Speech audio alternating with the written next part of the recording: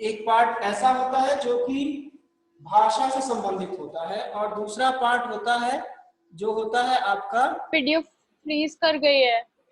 Okay यार क्या कर सकता हूँ मैं इसके लिए। Okay I try to make it, कुछ तो करूंगा मैं। अभी वो इंटरनेट कनेक्शन अनस्टेबल है इसलिए फ्रीज हुआ होगा। ठीक है बेटा, ओके अभी अपने आप सही हो जाएगा। अभी सही है? हाँ सर।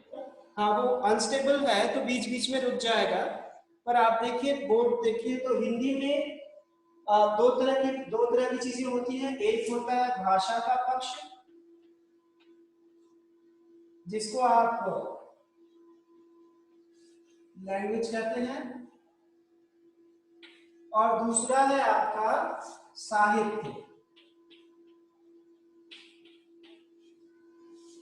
अब भाषा साहित्य को आप लिटरेचर कहते हो, मैं पूरा स्पेलिंग लिखूंगा तो स्पेलिंग मिस्टेक हो जाएगी। ठीक है, स्पेलिंग मिस्टेक बचा गया इसलिए क्योंकि पूरा नहीं लिखा।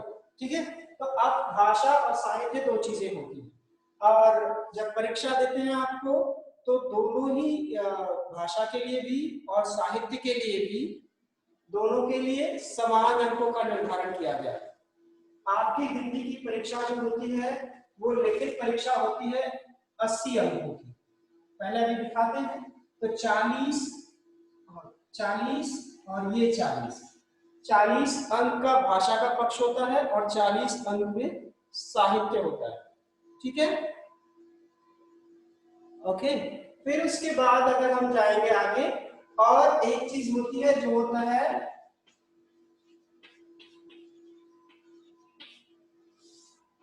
परियोजना कार्य। ये परियोजना कार्य 20 अंकों का होता है।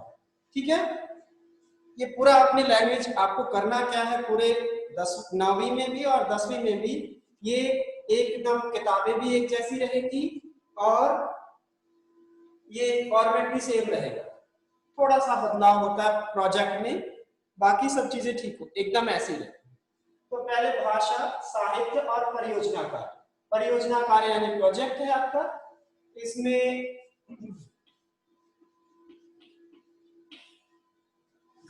10 मार्क इंटरनल एग्जामिनर देता है और 10 मार्क एक्सटर्नल एग्जामिनर देता है।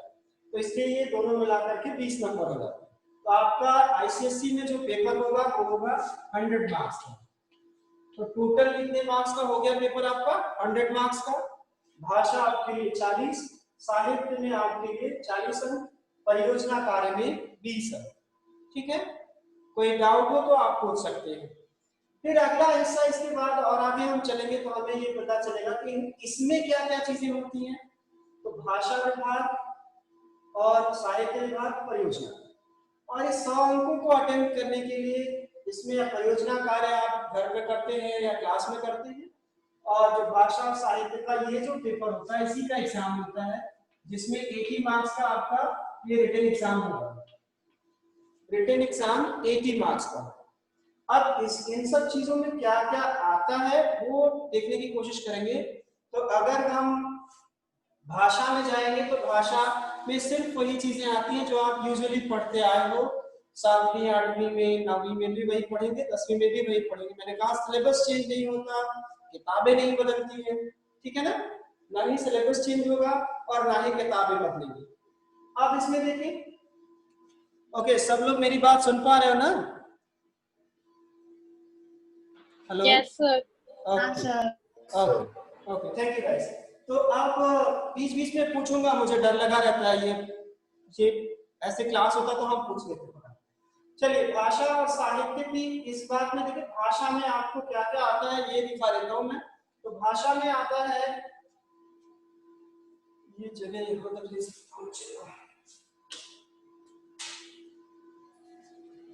भाषा में सबसे पहला क्वेश्चन होगा प्रस्ताव। प्रस्ताव इसी के जैसा ही होता है, निबंध के जैसा ही होता है, पर निबंध नहीं होता। लोग ये गलती कर लेते हैं कि प्रस्ताव और निबंध एक मान लेते हैं। अध्यापकों से भी ये गलतियां होती हैं। अब जब हम प्रस्ताव सिखाने लगेंगे तो हम आपको बताएंगे कि प्रस्ताव और निबंध में क्या अंतर होता है।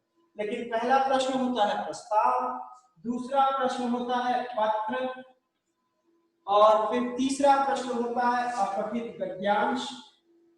नहीं आता है सर ये सारा भाषा, हाँ बेटा, लक्ष्य ये सब सिर्फ भाषा में है या दोनों को मिला के? अब मैं कट कर देता हूँ ना, अभी देख लेते हैं। अब ये कहाँ है, भाषा के सामने है प्रस्ताव, पत्र, फिर उसके बाद अपठित गद्यांश,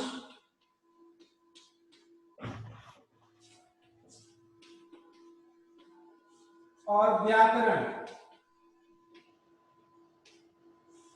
ये सब है भाषा में, ठीक है। 1 2 3 4 प्रश्न पूछे जाएंगे और नंबर मिलेंगे 40, ठीक है। सर गद्यांश की स्पेलिंग दिखाई नहीं दे रही। ओके, और साफ करने की कोशिश बनाते हैं इसको, गद्यांश। अच्छा, और अच्छा, सर वो क्या, और अच्छा कर सर वो कैमरा के फ्रेम में नहीं है। ओके, तो मैं कैमरा थोड़ा सा टिल्ट करता हूं। अब हो गया, यहां तो दिख रहा है बराबर, अभी आ गया।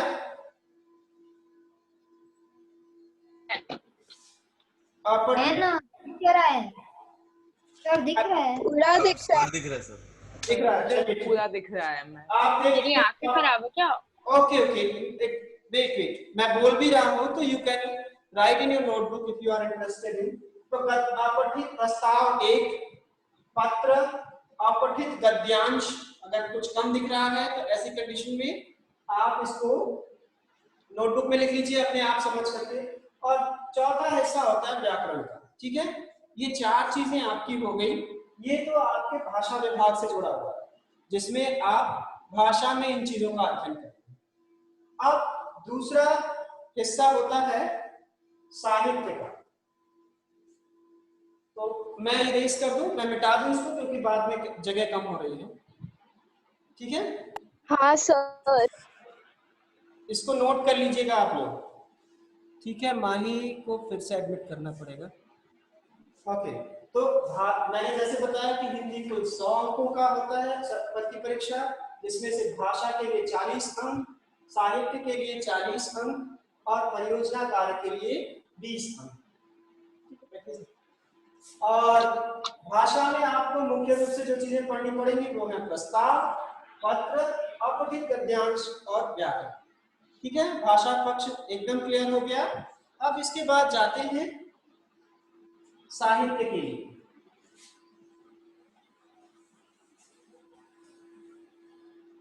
साहित्य में बहुत ही आसान है, साहित्य में भी। इसमें आपको 2 पुस्तकें चलेंगी, एक है एकांकी संचय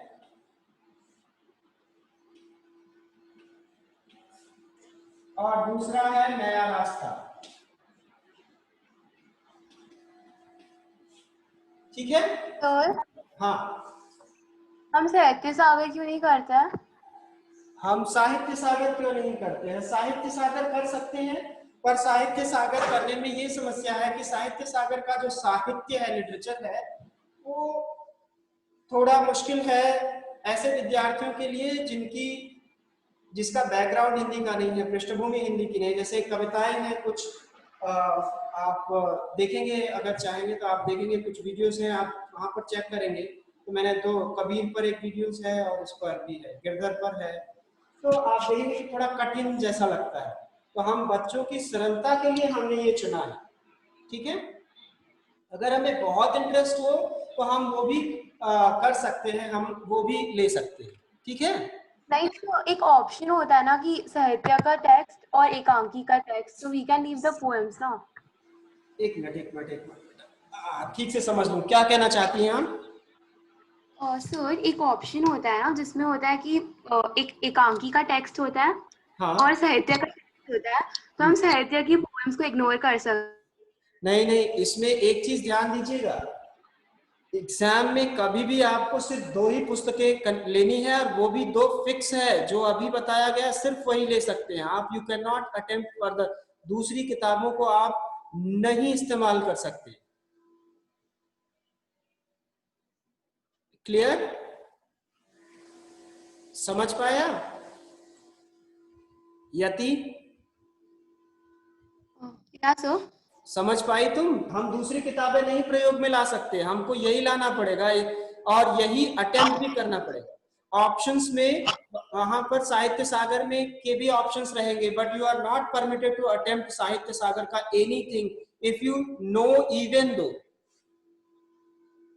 okay okay, so that's clear. Okay, और आपको साहित्य सागर का इंटरेस्ट रहेगा, we can learn a bit. हम कुछ कहानियां, कुछ चीजें हम ऐसे ही पढ़ सकते हैं कक्षा में एक्सपोजर के लिए, लेकिन we are not permitted to write anything except these two book. इन दोनों किताबों को छोड़कर परीक्षा में हम और कुछ भी नहीं लिख सकते। ठीक है, चलिए अब आगे चलते हैं। तो एकांकी संचय और नया रास्ता। एकांकी संचय, एकांकी शब्द से ही आपको पता होना चाहिए, देखेंगे कि आप इसमें रहेगा जिसमें वन सीन नहीं होता और ना वन पर्सन एक्ट करता है। एकांकी आप जानते हैं कि ये एकांकी नाटक का एक प्रकार होता है। एकांकी किसे कहते हैं आप जान लीजिए। एकांकी नाटक का एक प्रकार होता है जिसमें किसी एक घटना को आधार बना करके एकांकी लिखी जाती है। अब इसका एकदम बेहतरीन अंतर आप समझ पाएंगे कब, जब मैं आपको एक चीज और बताऊंगा तब। ये नया रास्ता उपन्यास है, और उपन्यास और कहानी में क्या अंतर है, नॉवेल और स्टोरी में क्या डिफरेंस है। नॉवेल जो होता है वो किसी एक पात्र को लेकर या कई पात्रों को लेकर के उनके जीवन की बहुत सारी घटनाओं को लिया जाता है, लेकिन इसलिए उपन्यास बड़ा हो जाता है। ठीक है, और जो कहानी होती है उसमें सिर्फ एक ही हिस्सा लिया जाता है, एक दो घटनाएं ही ली जाती है, वो संक्षिप्त रूप होता है, इसीलिए उसको कहानी कहते हैं। ठीक वही अंतर एकांकी और नाटक में है। नाटक में और एकांकी में भी वही अंतर है। जब नाटक आप बड़ा नाटक लेते हैं, जैसे समुद्रगुप्त है, अजातशत्रु है, द्रोणाचार्य है, बहुत सारे नाटकों के नाम मैं आपको गिना सकता हूं, उन नाटकों में सिर्फ एक ही व्यक्ति और एक ही घटना को लेकर के उन्होंने पूरा बड़ी घटनाओं को संयोजन करके उसको ड्रामा के रूप में, नाटक के रूप में आपके सामने प्रेजेंट कर दिया, तो वो नाटक हो गया, वो बड़ा नाटक हुआ। लेकिन एकांकी जो होगा वो कहानी की तरह एक और दो घटनाओं को मिला करके बस बना देगा, एक ही मुख्य रूप से एक ही समस्या पर आधारित होता है। ठीक है, अब आप समझ गए कि एकांकी क्या है। ठीक है, एकांकी क्या है समझ पाया अनुषा?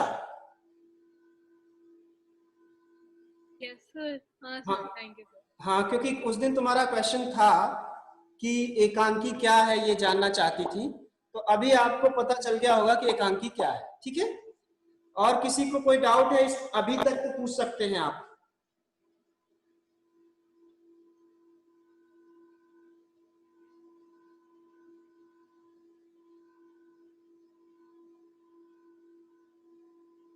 ओके, अब आगे बढ़ते हैं। तो इन सभी में एक तरह का प्रश्न पूछा जाता है जिसको कहते हैं रेफरेंस टू कॉन्टेक्स्ट क्वेश्चन, संदर्भ पर आधारित प्रश्नोत्तर। ठीक है, तो ये प्रश्न जिसको आप हम लोगों के यहाँ बहुत प्रचलन में ये शब्द है आरसी, रेफरेंस टू कॉन्टेक्स्ट का क्वेश्चन। ठीक है ना, और एक क्वेश्चन होता है 10 नंबर का, और ये ऐसे 4 प्रश्न पूछे जाते हैं, तो ये आपका हो गया 40 नंबर। ये स्क्रीन के बाहर हो गया, मैं इसे स्क्रीन में लेता हूं, तो ये होगा 10 मल्टीप्लाइड बाई 4, ये 40 नंबर का ये हो गया। ठीक है, तो अब आप देखिए कि भाषा में भी 40 नंबर, साहित्य में भी 40 नंबर, परियोजना कार्य में 20 नंबर। ठीक है, अब बात आती है परियोजना कार्य की। परियोजना कार्य में एक परियोजना कार्य आपका होगा जो भाषा से जुड़ा होगा, दूसरा साहित्य से जुड़ा होगा, और तीसरा जो हिस्सा होगा परियोजना कार्य का वो होगा श्रवणाधारित कार्य।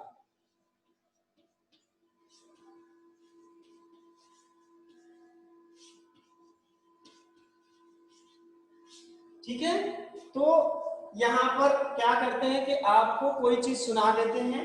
ये भाषा साहित्य का तो आपको अभी बताता हूँ, पहले श्रवणाधारित कार्य देख लीजिए, जिसमें आपको कुछ भी सुनाया गया, तो ऐसी कंडीशन में उससे जुड़ा हुआ अगर आप कोई काम आपको करवाया जाता है तो वो भी फाइल बना करके उसमें रख लिया जाता है, तो वो हो जाता है लिसनिंग स्किल पर रिलेटेड वर्क, या इसको आप कह सकते हैं ऑरल प्रोजेक्ट, AURAL।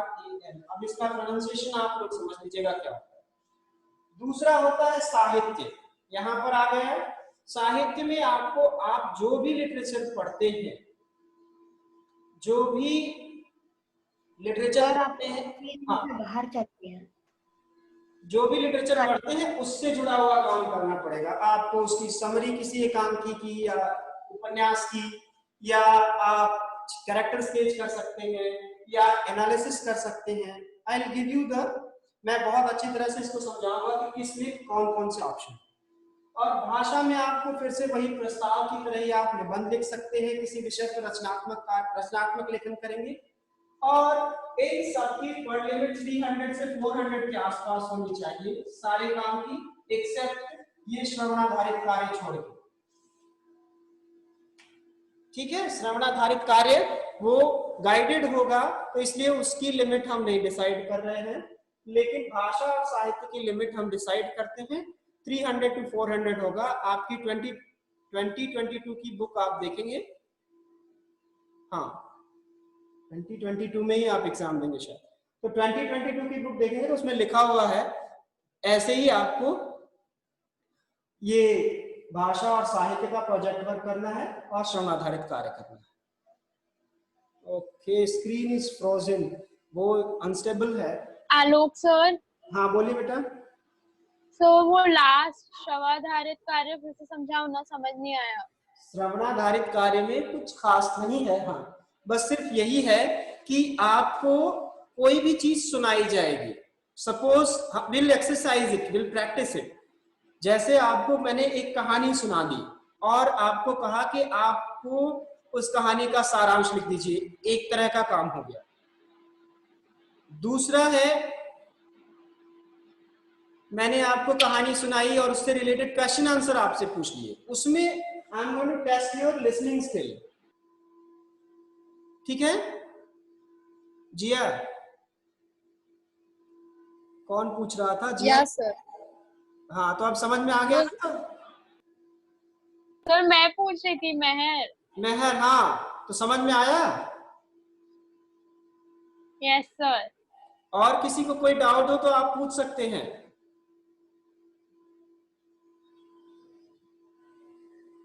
ठीक है, तो ये तो हो गया पूरा। आपको करना क्या है, ये कैरिकुलम है, आप इसे देख लीजिए। ठीक है, आप चाहे तो इसे, मैंने जैसे कहा कि आप नोट कर लीजिए और नोटबुक में, फिर उसके बाद हम बताते हैं कि अब कौन सी चीज हम कैसे शुरू करेंगे और क्या करने वाले हैं, कितना सिलेबस है हमारा।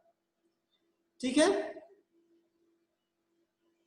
ओके, तो थोड़ी देर के लिए अब हम बदलते हैं इसको। I am going to erase it, मैं इसे मिटा दूं? हाँ सर। आप लोगों ने लिख लिया? हाँ सर। लिख लिया बेटा? हाँ हाँ सर। किसी ने नहीं लिखा हो तो बोल दीजिए, मैं मिटाने जा रहा हूं।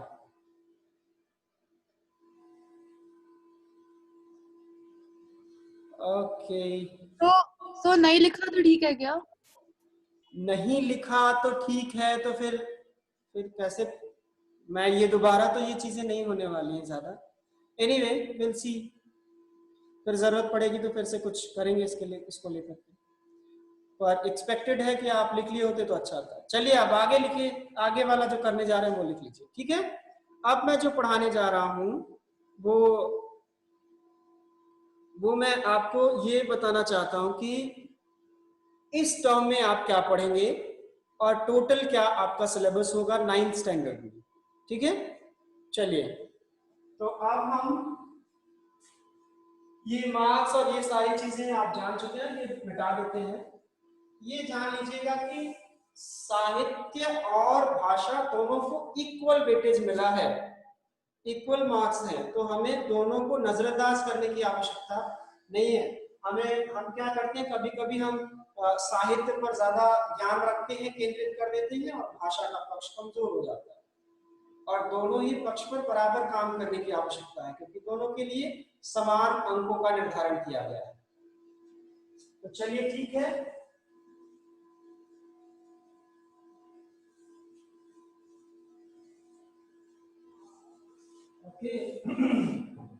सिलेबस हम और आप एक साथ मिलकर डिसाइड करेंगे कि इस टर्म में क्या करना है।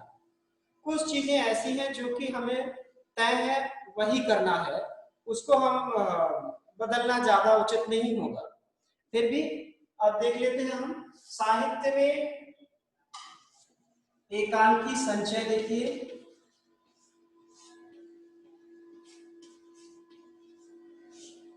इसमें कुल 6 पाठ हैं, 10वीं में भी आपको यही किताब पढ़नी है। और इस 6 पाठ में से हम हर बार रखते थे 3 पाठ पहले टर्म में, लेकिन इस बार मैंने सोचा है कि 2 ही पाठ रखते हैं, जिससे आपको दूर से मैं पढ़ा रहा हूँ, बहुत अच्छी तरह से आपके साथ मेरा पता नहीं मैं ट्रांसमिट कर पाऊंगा तक, अपनी बातों को पहुंचा पाऊंगा कि नहीं, एक तरह का एक संदेह मेरे मन में आ गया।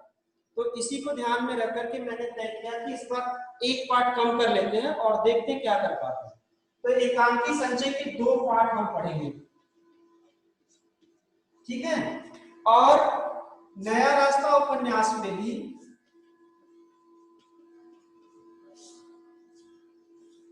हमेशा हम 10 पाठ करते थे पहले टर्म में, लेकिन इस बार शुरुआती पाठ बहुत छोटे हैं। नया रास्ता किताब अगर हम आपको दिखाएंगे तो आप देखेंगे कि नया रास्ता में 1 पेज का 1 चैप्टर हो जाता है, 2 पेज में 1 चैप्टर खत्म।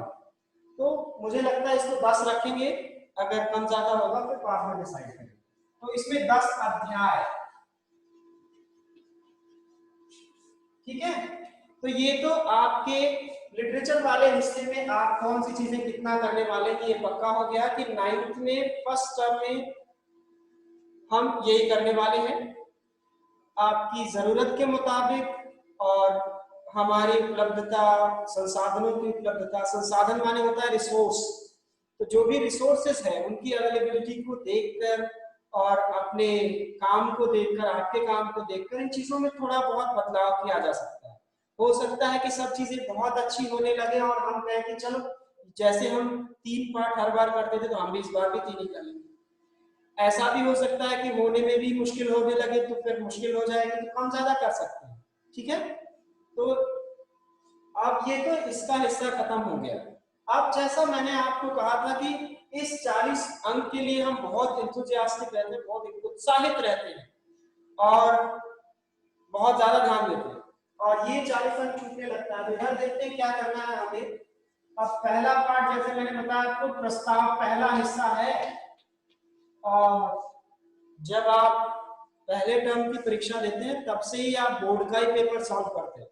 तो हम ऐसा अरेंजमेंट करते हैं, इस तरह का अरेंजमेंट करते हैं कि आपको बोर्ड का पेपर प्रिपेयर करके पहुंचा सके पहले टर्म से ही, ठीक है। आलोक हाँ, सो आपने नया रास्ता, बोलिए जानवी। सो आपने बोर्ड पे नया रास्ता के बाद क्या लिखा? 10 अध्याय, अच्छा, ठीक है। तो अब मैंने जैसे क्वेश्चन वाइज मैंने आपको बताया कि प्रस्ताव 1 पार्ट हुआ, दूसरा पार्ट हुआ पत्र, तीसरा पार्ट हुआ अपठित, और चौथा पार्ट हुआ व्याकरण। चलो व्याकरण, ये 4 हिस्से हो गए इसके, ठीक है ना, भाषा के। अब आप तय करके बताइए, आप जान लीजिए कि 5 तरह के प्रस्ताव आपको लिखने के लिए कहे 5 विकल्प मिलते हैं, 5 ऑप्शंस होते हैं, जिसमें एक होता है आपके एक्सपीरियंस से रिलेटेड प्रस्ताव लिखना होता है, एक पिक्चर डिस्क्रिप्शन पर रिलेटेड प्रस्ताव लिखना होता है, एक कहानी लिखनी होती है जो लोकोक्तियों और मुहावरों पर आधारित होती है, और एक होता है जिसमें आप आधुनिक या परंपरागत समस्याएं जो समाज की हैं उनको लेकर के आप, तो ऐसे ये जो निबंध का पार्ट होता है ये 5 ऑप्शंस आपको मिलेंगे, you have to select one. Okay, तो अभी हम पहली बार 9th में आकर के पढ़ाई कर रहे हैं इन चीजों की, तो मेरा ऐसा अनुमान है कि सभी प्रकार के प्रस्तावों के बारे में आपको जानकारी मिल जाए। ठीक है, अब ये 5 तरह के तो होते ही हैं, अब आप बताइए कि एक तरह का एक करेंगे तो 5 करने पड़ेंगे। अब आप निर्धारित करके थोड़ा सा अपनी राय, अपना सजेशन मुझे दीजिए कि 5 ही करें कि 5 से ज्यादा भी कर सकते हैं, एक के 2 प्रैक्टिस करें या एक ही करें। चलिए समझाइए मुझे थोड़ा, तो मैं वहां पे नंबर लिख दूं। सर हाँ, आई थिंक सो हम उनके 2 करेंगे तो बेटर रहेगा। ये किसका कहना है? ये किसका सर कहना? दीता जी ने कहा कि 2 कर सकते हैं। और कोई, आप और किसी को कोई कुछ बताना चाहे भाई अपना दीजिए, क्योंकि करना सभी को है। 2 करेंगे। 2 करेंगे, हाँ 2 करेंगे। बात सोचाएगा बेटा? ठीक है ठीक है, सब तैयार हैं? सर आप एक काम करिए, हाँ आप हमें किसी एक क्लास में हाँ एक प्रस्ताव लिख के दिखा दीजिए, हाँ। उसके बाद हम लोग डिसाइड कर पाएंगे और अच्छे से कि 10 करने हैं कि 5। देखिए मैंने आपने 8वीं में क्रिएटिव राइटिंग किया है? हाँ सर। तो 250 वर्ड का क्रिएटिव राइटिंग करते हैं आप? हाँ सर। बस वही है। अच्छा, वही है। और एक प्रस्ताव लिखने के लिए परीक्षा में आपको 20 मिनट मिलते हैं, ज्यादा से ज्यादा 25 मिनट। सर हाँ सर, प्रस्ताव में वो 5 ऑप्शन फिर एक बार आप बोल सकते हैं क्या? नहीं, वो प्रस्ताव पढ़ाते समय मैं जब प्रस्ताव स्टार्ट करूंगा देन आई एकदम डिटेल में उसको एक चीज बताऊंगा। अभी मैं सिर्फ ये कहना चाहता हूं कि 250 वर्ड्स का जो क्रिएटिव राइटिंग आप यूजुअली करते हो वही है। आप 5 करना चाहोगे सबका एक कि सबके 2 करके 10 करना चाहिए? आप हैंड रेस कर लीजिए, मैं देख लेता हूं कि कितने लोग तैयार हैं। सिर्फ 10 जो चाहते हैं वो लोग हैंड रेस करें, जो 5 चाहते हैं वो हैंड रेस नहीं करें। 10 जो लोग चाहते हैं हैंड रेस करिए, लेट मी सी। 2 मिनट आलोक सर। हाँ 2 मिनट इसका मतलब मेरे को कनेक्शन प्रॉब्लम की वजह से सुनाई नहीं। What are you asking? मैं ये पूछ रहा था कि प्रस्ताव में 5 ऑप्शन होते हैं, ठीक है? हर ऑप्शन का आप 2 प्रैक्टिस करना चाहते हैं कि एक? अगर 2 प्रैक्टिस करना चाहते हैं तो आप हैंड रेस कीजिए।